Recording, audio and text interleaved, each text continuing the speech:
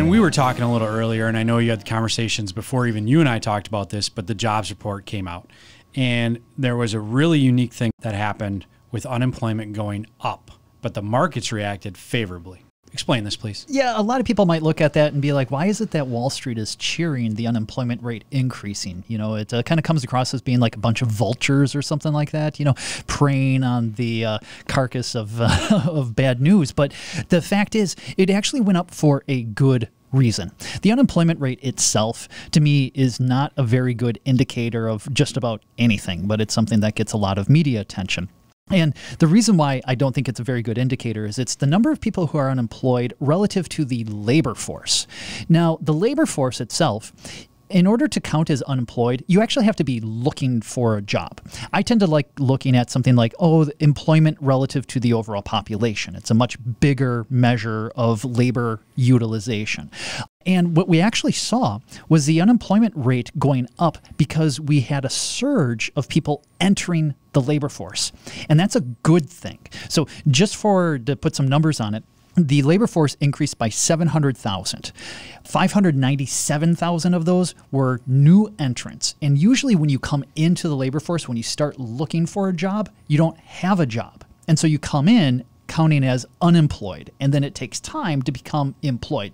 So when the unemployment rate goes up because the labor force increased, that's actually a good sign, not a bad sign. So that's why you're seeing the markets react the way that they did when you have unemployment go up. But it's a good thing. Yeah, and I think another reason why the market reacted favorably is when we looked at the non-farm payrolls number, the number of jobs on net that were created. It was about 180, 190,000. And that's a good number, but it's not this outlandish or outrageous number like we've seen in the past. My estimation is that the run rate for non-farm payrolls would be about 100 to 125,000. And so that's the idea that, hey, if the labor market was in balance between supply and demand, you'd want to see about 100,000. And so we're getting to that point. We also had it where wages didn't grow by more than expected. 0.2% month on month. That was actually a fairly healthy rate, but not one that creates any sort of fear of a wage price spiral. Okay. There's other things that have occurred, and Danny kind of did a great job alluding to it. So you had two things that also came out.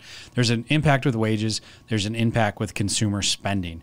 What are we seeing there? And that probably leads into the next point that I have, though, of understanding manufacturing, because as we talked, that's potentially in a recession in and of itself, at least that sector. It is. And right after the employment situation report came out, about an hour and a half later, they released the ISM Institute for Supply Management Purchasing Manager Index. So it's a survey of manufacturers. Next week, on Tuesday, after we get back from the holiday, we will actually be getting the services number.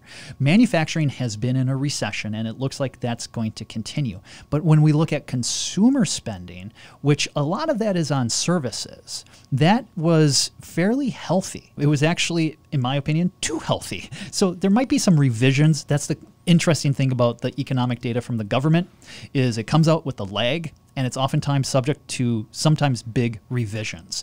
We had it where consumer spending increased by about 0.8% month on month, but incomes didn't keep pace with that. And that's been this almost alligator jaws between income growth and consumer spending growth. And that can't persist. I mean, they do eventually have to correct towards each other. Now, would you say, is that revolve around some of the inflation? We've seen it start to tick down, but there's just a lot of things moving in these underlying impacts this. There are. And we always, as on an investment side, try to figure out what is due to price and what is due to volume. And we really like the real numbers based on volume, not just price.